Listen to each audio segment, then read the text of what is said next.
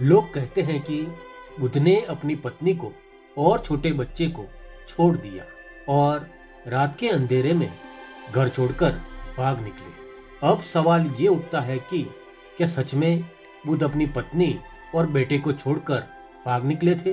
किताबों में भी यही पढ़ाया जाता है। तो आखिर सच क्या है? जिस व्यक्ति ने अपने परिवार को छोड़ दिया हो, उसके पीछे आज पूरी दुनिया पागल क्यों है?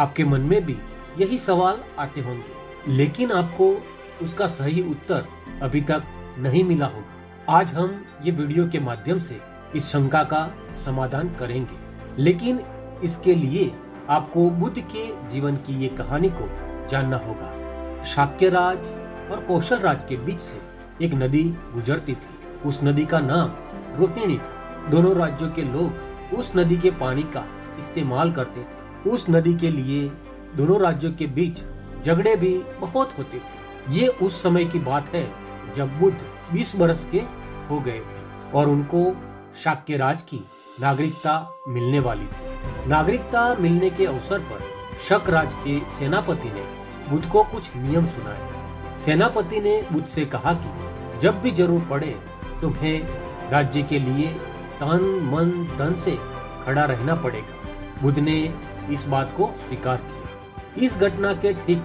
8 साल बाद एक और घटना घटी। शाक्यों ने तय किया कि रोहिणी पर कब्जा करेंगे और कोलीय लोगों से युद्ध करेंगे। शाक्य राज में सब लोग युद्ध के लिए तैयार हो गए, लेकिन बुद्ध ने युद्ध लड़ने से मना कर दिया। इस बात पर सेनापति गुस्सा हो गया। उसने बुद्ध को बताया कि अगर वो युद्ध में भाग नहीं लेगा तो राज्य के नियम तोड़ने के लिए उसको सजा मिलेगी। वो सजा 3 प्रकार की होगी। पहली सजा ये होगी कि उसके माता पिता की संपत्ति जब्त की जाएगी। दूसरी सजा ये होगी कि बुद्ध को देश से निकाल किया जाएगा और तीसरी सजा ये होगी कि बुद्ध को मृत्यु दंड मिलेगा। ये सुनकर बुद्ध ने सेनापति से कहा कि युद्ध में शामिल न होने का निर्णय मेरा है, इसीलिए मेरे फैसले की सजा मेरे माता पिता को नहीं देनी चाहिए। लेकिन अगर आप मुझे देश निकाल करोगे तो ये सजा मुझे मंजूर है, और अगर सभा मुझे मृत्यु दंड देती है तो वो सजा भी मुझे मंजूर होगी, क्योंकि पानी जैसी मामूली बात पर मैं मेरे ही पड़ोसियों के साथ युद्ध नहीं कर सकता। उसके बाद सभा में बुद्ध की बात पर चर्चा की गई और सजा के तौर पर बुद्ध को देश से बाहर भेजना तय हुआ। बुद्ध के घर ये खबर पहुंचा दी गई।